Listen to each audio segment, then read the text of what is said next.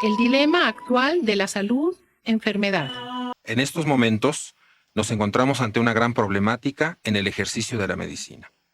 Tanto los profesionales de la salud como médicos, enfermeras, asimismo como los terapeutas y en general el público, se encuentra ante un gran dilema. En estos momentos tenemos dos opciones o tres o más para poder atender nuestra salud. Aparte de la medicina oficial que ejercen las instituciones públicas, la gente está recibiendo un bombardeo de un sinfín de terapias, de un sinfín de maneras de generar salud. Esto ha creado mucha confusión. Es por eso que es importante que empecemos a revisar un poquitito el origen de todo esto. Es decir, vamos a hacer un repaso a más o menos cómo se ha ido desarrollando la medicina a lo largo de este tiempo para entender el fruto a través de sus raíces. Es importante que observemos cómo en estos momentos la medicina oficial impacta sobre la calidad de vida de una persona. Tomemos, por ejemplo, cualquier persona normal, cualquier persona que desarrolla su vida cotidiana. Es más, vamos a utilizar un nombre común, que es el de Juan Pueblo, como se define a cualquier persona de cualquier país. En este momento podemos hablar de cómo él se levanta.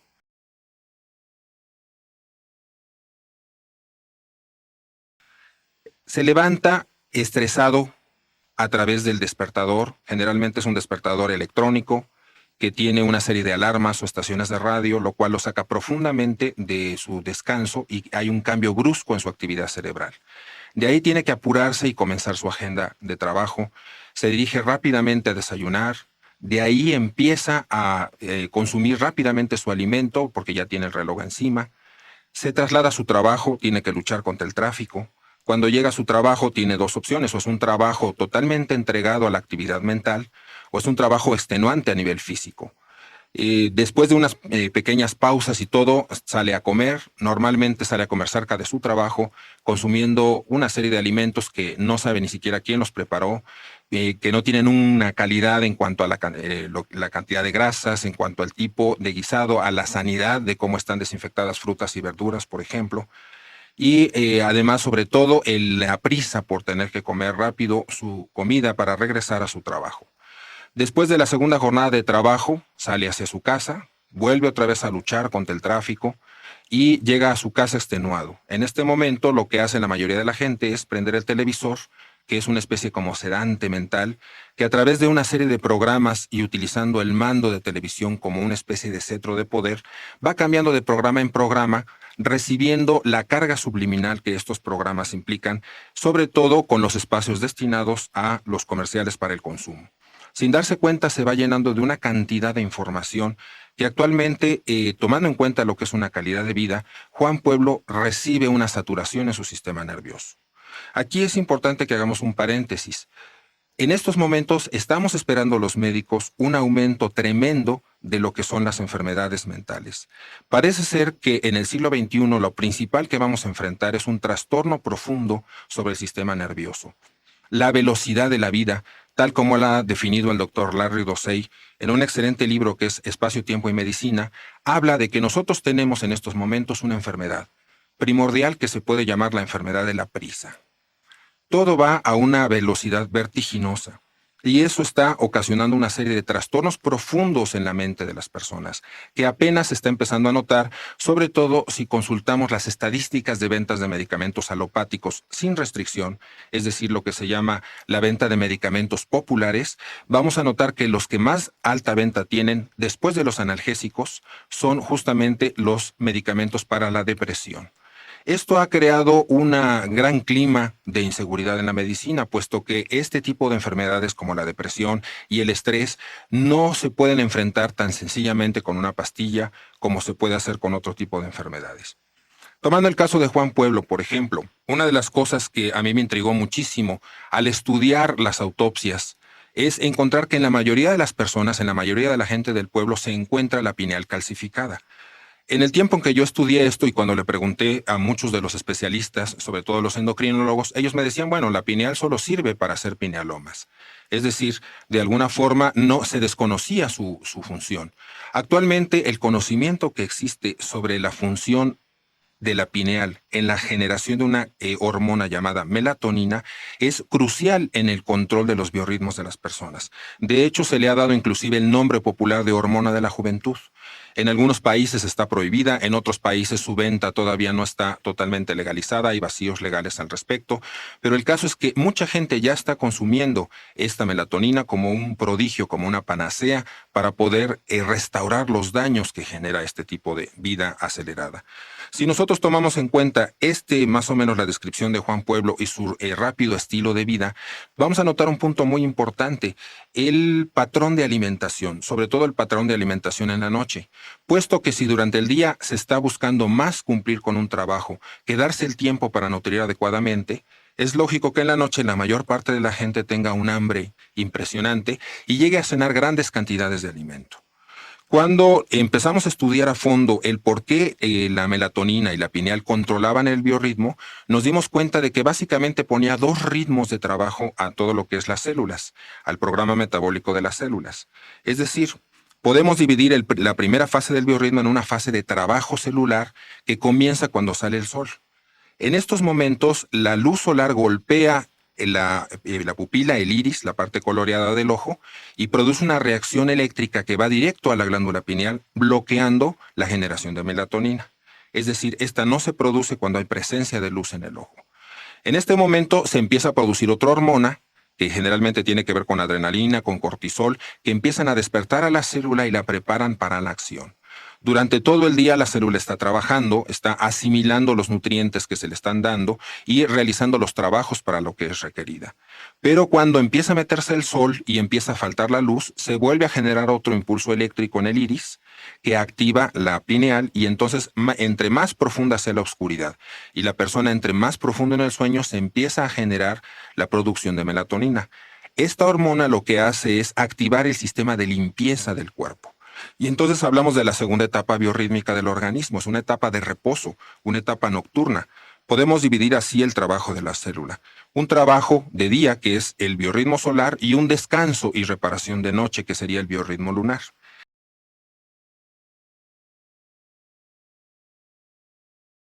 La alternancia de los dos biorritmos permitiría a la célula estar trabajando y descansando por tiempos indefinidos. Pero en el momento en que una persona cena mucho por el nivel de vida que lleva, lo que va a provocar es que el organismo bloquee el programa de reparación y mantenimiento celular, el programa de descanso, y el cuerpo tenga que trabajar en la noche para digerir aquello que fue ingerido en un biorritmo inadecuado. Este tipo de digestión parcial va a llegar a que el sistema digestivo empiece a cansarse poco a poco con cada día de la vida. De hecho, podemos decir que por cada cena fuerte que tenemos, envejecemos un día. Pues ese día no se pudo generar a fondo la melatonina y no hubo reparación del cuerpo. Toda la energía fue desviada hacia la digestión. Si nosotros entendemos el patrón de consumo alimentario de la mayor parte de la gente, podemos darnos cuenta por qué una pineal que está siendo estresada y forzada constantemente termina calcificándose. Esta es una de las razones el por qué el 80% de las autopsias muestran que la pineal de las personas se encuentra con un estrés muy fuerte y calcificada, anulada. Esto nos lleva a pensar si es posible reatrasar de alguna forma el síndrome de envejecimiento prematuro de las grandes ciudades, esta enfermedad de la prisa que al afectar nuestro sistema nervioso y nuestros hábitos está dañando severamente nuestra biología. Esto nos lleva también a pensar lo siguiente: ¿hasta qué punto los antiguos, la medicina tradicional, la medicina natural, lo que llamamos las medicinas alternativas también, han estado haciendo propuestas interesantes que la medicina alópata no está tomando en cuenta? Tal vez por las siguientes circunstancias. Vamos a hablar de estos dos grandes campos en los que se ha dividido la medicina. En el primer instante está el médico alópata, que se ha quemado las pestañas durante muchos años estudiando, que ha recibido su título de una universidad, que presenta toda una serie de preparaciones científicas y que cuando escucha hablar de alguna forma de los médicos alternativos, de los terapeutas, lo primero que él dice es, bueno, ellos están practicando sistemas terapéuticos que ya han sido rebasados por la medicina. Ya muchas de las utilizaciones de las prácticas de la medicina tradicional y la medicina natural son historia de la medicina. Son cosas que ya pertenecen al pasado, por lo tanto, un terapeuta alternativo en realidad está arcaico en cuanto a su tiempo. Por otro lado, también es importante el tomar en cuenta la opinión adversa. ¿Qué pensaría en este caso un terapeuta o un médico alternativo sobre un profesional de la alopatía? Pues generalmente lo que expresan es lo siguiente, que ellos han sido ya de alguna forma hasta hipnotizados por la industria farmacéutica, donde solo se les administra una serie de conceptos acerca de la bioquímica de los medicamentos que se venden. Es obvio que si un medicamento ha tenido un coste de producción muy grande, por lo tanto, el laboratorio tiene que canalizar ese coste a través de la venta de los medicamentos y tratar de motivar al médico para que recete este medicamento. En cambio, cosas tan simples como una planta medicinal o como algo tan simple de producir químicamente como es el agua oxigenada, son bloqueados en su desarrollo porque obviamente no aportan este beneficio económico a las grandes industrias farmacológicas. Entonces, la crítica que tiene muchas veces el terapeuta es que el médico ha perdido su raíz. Si comparamos, por ejemplo, la sabiduría que puede tener un médico curandero, por ejemplo, de las selvas del Amazonas, en su conocimiento de plantas medicinales, comparado con lo que sabe un médico actual de plantas medicinales, la ignorancia es absoluta. La mayor parte de los médicos ya no conocen de plantas medicinales. Es decir, que el bagaje de información que podría tener un curandero de la selva en cuanto a la raíz de la medicina, que son las plantas medicinales, sería exorbitante. Esto nos lleva a pensar que se han creado dos grandes huecos de información. Por un lado, los médicos alternativos están desconociendo la importancia del avance que ha tenido la medicina alópata, del esfuerzo que ha hecho durante 300 años para generar la estructura de salud que en estos momentos se tiene oficializada. Y por otro lado, también está un poquitito el concepto del médico alópata que rechaza tajantemente la medicina alternativa, la medicina natural, realmente más por una reacción emocional que por una actitud científica. Si nosotros nos aplicamos a lo que es la ciencia, lo primero que tenemos es que el científico debe de atenerse a lo que son los hechos, atenerse a lo que son las evidencias y por lo tanto nunca emitir juicios de alguna forma prematuros. Esto es lo que llamamos un prejuicio, es decir, hasta que no se tienen todas las evidencias uno no puede descartar o aceptar algo. Y lo mismo está pasando en este tipo de circunstancias. Más bien, los médicos alópatas están reaccionando ante este tipo de medicinas porque han venido a llenar un hueco, un nicho que la medicina alopática ha dejado descuidada. La tecnificación tan fuerte que tiene en estos momentos un hospital, la tecnificación tan fuerte que tiene el sistema sanitario de un país, ha llevado a que el paciente pierda su identidad, se convierta en un número más. Y esto es muy importante porque hay varios médicos, varios profesores importantes que han considerado que la manera de hacer medicina en estos momentos está destruyendo la relación médico-paciente. Y esta relación médico-paciente es fundamental para el desarrollo de la curación. Entonces, una persona al convertirse en un número más, al no saber el médico nada sobre su vida, nada sobre las circunstancias que han llevado a esa enfermedad, donde el promedio de atención para que un paciente pueda exponer más o menos su problemática, por estudios hechos por la Organización Mundial de la Salud, llega a ser hasta de 23 segundos, lo cual quiere decir que el paciente tiene apenas unos 30 segundos antes de que el médico lo interrumpa para exponer su problemática. En el caso de la medicina alternativa no es así. Ahí se trabaja mucho con la historia personal, la historia familiar, se profundiza en las causas emocionales, las causas alimentarias.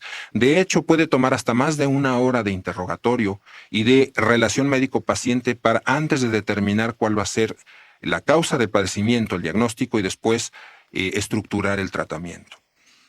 Estos dos mundos, estos dos contrastes han provocado que las estadísticas en los diferentes países, vamos a tomar por ejemplo Francia, el 80% de la gente que acude a los servicios de salud simultáneamente se está atendiendo con un médico alopático, ya sea privado o institucional, y al mismo tiempo está acudiendo con terapeutas o con médicos alternativos que están coadyuvando el tratamiento y complementando.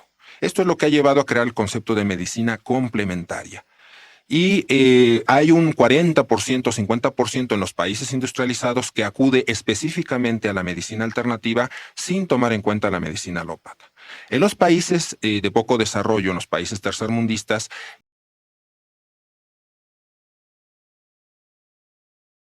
las circunstancias son diferentes. Ahí la mayor parte de los indígenas de la población no tiene acceso a los sistemas sanitarios normales. Por lo tanto, el 80% de la atención médica es a través de la medicina tradicional, a través de la herbolaria, a través de las plantas, a través de las masajes, lo que llamamos la osteopatía alternativa. Es decir, depende de qué parte del mundo nos situemos, cómo se encuentra estructurada en este momento la atención sanitaria de un país. Esto nos lleva a pensar lo siguiente. Es momento de que tanto los médicos alópatas como los médicos alternativos comiencen a tratar de conjuntar estas dos áreas.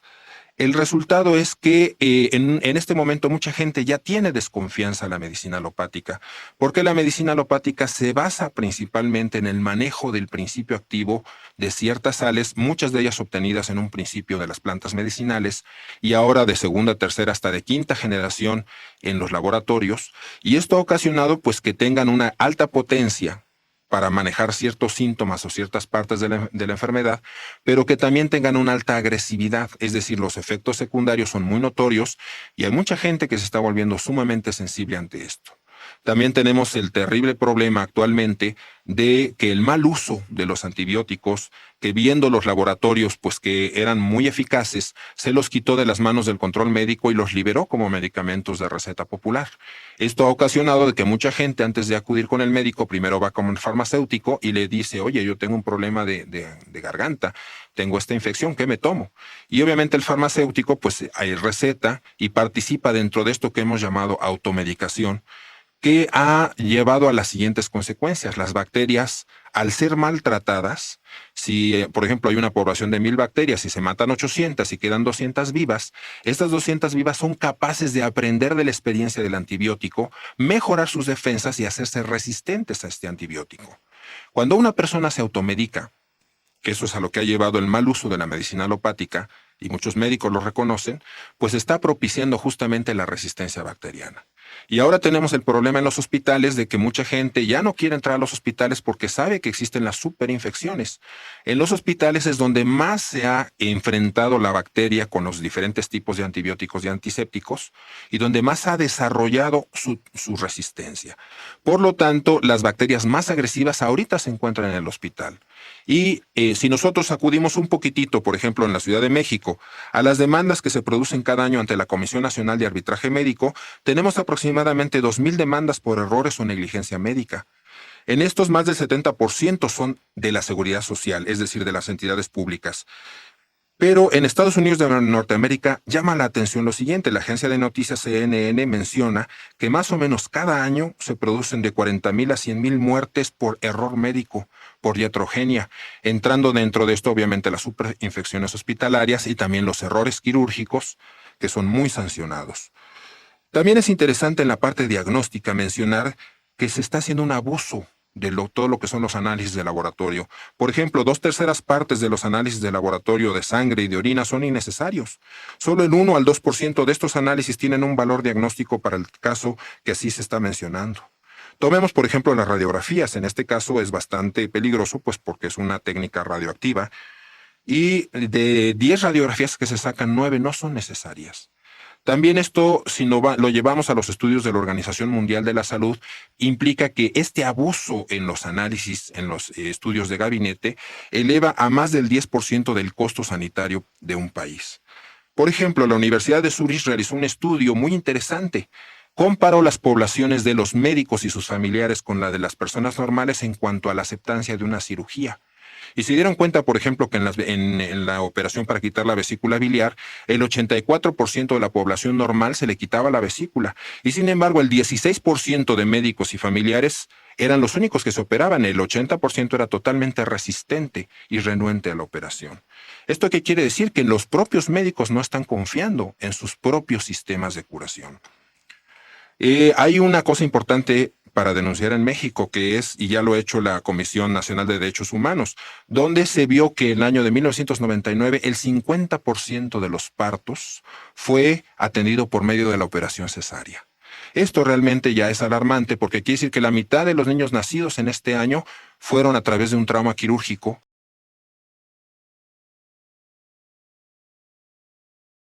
Este trauma, aunque es una operación fácil de hacer, es una operación con mucha experiencia en el quirófano, no deja de ser una operación. No deja de ser una operación a cuerpo abierto donde hay riesgos de superinfecciones, donde tenemos también el trauma de la anestesia tanto para la madre como al niño. Es un trauma quirúrgico y es realmente alarmante que la mitad de los niños sean sometidos a este trauma quirúrgico en un año, cuando esto debería de ser la parte mínima. Calculan muchos ginecobstetras que en realidad solamente el 20% de los partos requerirían de manera estricta una operación de esta naturaleza.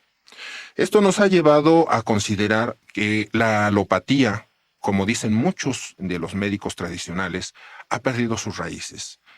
Ha perdido la noción de lo que es la atención integral al ser humano y obviamente ha dejado un hueco muy grande, un nicho, que cuando no se trabaja sobre ese tipo de huecos siempre va a haber gente que los va a llenar. Realmente también en muchas legislaciones en los países hay vacíos legales sobre este tipo de prácticas y hay que tomar en cuenta una cosa: la medicina alopática tiene aproximadamente 300 años de estarse aplicando. Muchas de las medicinas naturales, de las medicinas tradicionales, tienen más de 5.000 años de experiencia continua. Tomemos, por ejemplo, la medicina china o la medicina ayurvédica de la India, que tienen por lo menos 4.000 o 5.000 años de experiencia los médicos aplicando ininterrumpidamente sus tratamientos. En el momento en que el médico alópata se dé cuenta de que ha dejado ese nicho vacío, lo único que tiene que hacer es empezar nuevamente a tomar territorio en estos aspectos. Se le debe de perder el miedo a que se califique esto como una charlatanería, como una sugestión, porque en realidad cada vez hay más investigaciones al respecto sobre este tipo de temas. Es importante darnos cuenta de que durante un instante se dividieron las medicinas.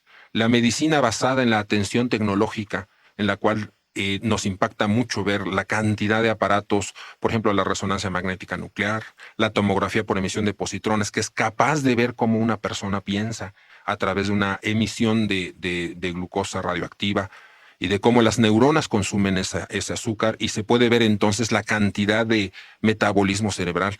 Es realmente impresionante, pero también es impresionante ver, por ejemplo, cómo un curandero en la selva, sin aparatos, sin una serie de tecnologías, es capaz de, con solo tomarle el pulso a la persona, hacer diagnósticos casi con la misma certeza, trasladando los cánones de medicina interna de cada uno de los diferentes grupos y ver cómo puede llegar inclusive a una curación sin necesidad de este tipo de circunstancias. Por eso es importante que reflexionemos acerca de la historia de la medicina, y en los siguientes capítulos vamos a ir haciendo un análisis retrospectivo de las diferentes etapas de la medicina para concluir con un sondeo y las perspectivas que puede tomar la medicina del futuro.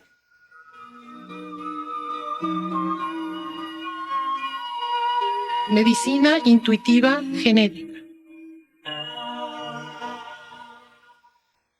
Aquí en este capítulo vamos a hablar de algo que es lo que yo considero la primera parte de la historia de la medicina.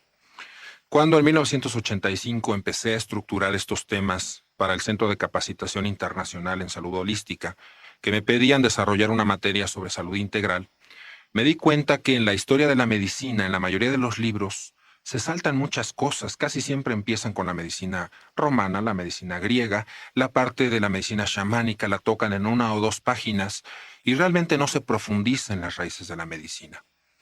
En este aspecto vamos a mencionar algo que creo que es muy importante y que además es vital que en estos momentos también se rescate en la práctica médica, que es lo que yo he llamado medicina instintiva. Obviamente esto sabemos que el instinto está codificado por la información genética de cada especie. Siempre nos hemos maravillado ante, por ejemplo, cómo las garzas o los flamingos son capaces de crear estructuras de nidos con ramas siempre muy similares, y de una generación a otra la geometría del nido no varía. Todos los pájaros tienen su manera de ir recolectando ramitas, plumas, y ir haciendo el nido, y en cada generación el nido siempre va a tener la misma geometría. ¿Dónde se encuentra ese conocimiento ancestral? Pues las investigaciones nos han llevado en la biología a saber que está en el código genético. Es decir, existe una manera de mantener los hábitos vitales, aquellos que nos preservan ante los elementos y las circunstancias cambiantes del clima, y estos hábitos están profundamente enraizados en nuestra genética, en nuestro instinto. Durante mucho tiempo, al estudiar la historia de la medicina, yo me preguntaba, bueno, ¿cómo se podría curar, por ejemplo, antes de que existiera el chamán, antes de que existiera el curandero? ¿Cómo se curaba la humanidad? Y esto me llevó a la observación de cómo se curan los animales. Este tipo de disciplinas en la biología es muy interesante. Por ejemplo, recientemente se han hecho descubrimientos muy bonitos sobre cómo los simios seleccionan una serie de plantas medicinales para su alimentación. Pongamos el ejemplo de que estamos observando una colonia de simios en una selva y de pronto vemos que uno de ellos empieza a presentar diarrea. Y vamos a ver que este simio se aparta de todo el grupo, busca una planta en especial, pero lo que es más sorprendente, no se va a seguir el mismo patrón de alimentación, donde normalmente toma, por ejemplo, una hojarasca y comienza a ingerirla totalmente. En este caso, el simio empieza a arrancar las hojas que normalmente se come y arrancar la raíz y solamente se come el tallo de esta planta en especial. Cuando se va a hacer el estudio de fitoquímica de esta planta, oh sorpresa, nos encontramos que esta planta está cargada de principios activos antidiarreicos y que lo que es más interesante, que los principios activos están en su mayor concentración en el tallo y no en las hojas ni en la raíz.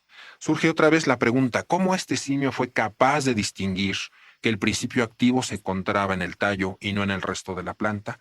Ahí es donde viene esta actitud instintiva de curación. Otro ejemplo lo podemos tomar dentro de la sabiduría popular. Si consultamos con las bisabuelas, nos van a decir y hablar de la famosa hierba del gato.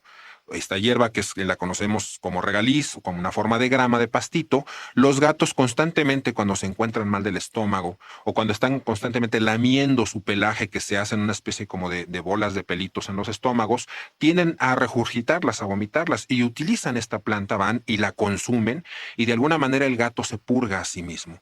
Y ha sido de tanta observación popular que justamente a esta planta se le llama la hierba del gato. Lo mismo sucede, por ejemplo, con la hierba de la golondrina, que la conocemos como el nombre científico Chelidonium majus o Chelidonium, que traducido del latín se podría decir que significa más o menos el mayor don del cielo, porque esta planta tiene un efecto muy interesante sobre los ojos. Sabemos que el mayor don del cielo es la vista. Pues se ha observado muy bien cómo cuando los hijitos de la golondrina, pues por la suciedad del nido y todo, desarrollan fácilmente conjuntivitis.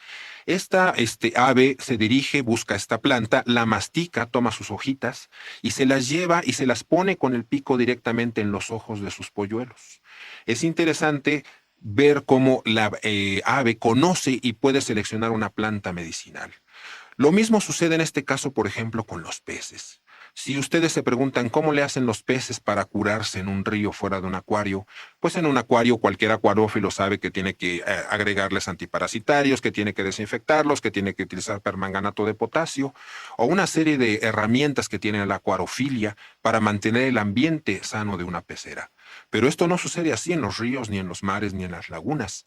Y es impresionante ver cómo todo un cardumen de peces en determinado momento que hay una infección que empieza a afectar a varios peces, por ejemplo, el punto blanco o itch, que puede afectar a varios peces en un momento dado de estrés, se ve perfectamente bien cómo los peces se encaminan a donde hay sábilas cerca del río, o la famosa aloe vera, la planta aloe vera, que ahora sabemos que tiene unas sustancias llamadas glucomananos, que son excelentes cicatrizadores y afectan mucho las heridas de la piel.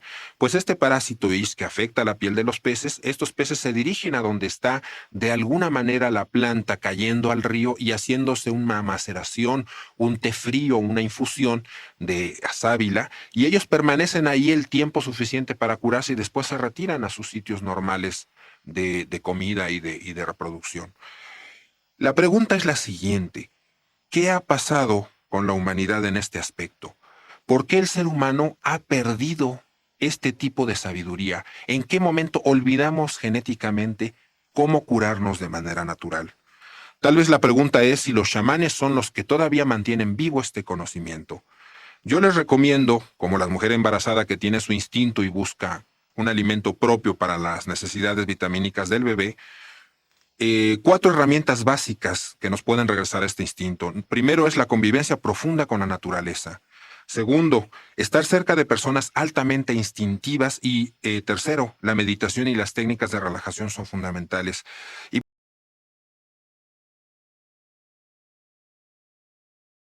Y por último, aprendamos a observar detenidamente la conducta de plantas y animales, y estoy seguro que ahí obtendremos muchas respuestas a por qué hemos olvidado este tipo de curación instintiva.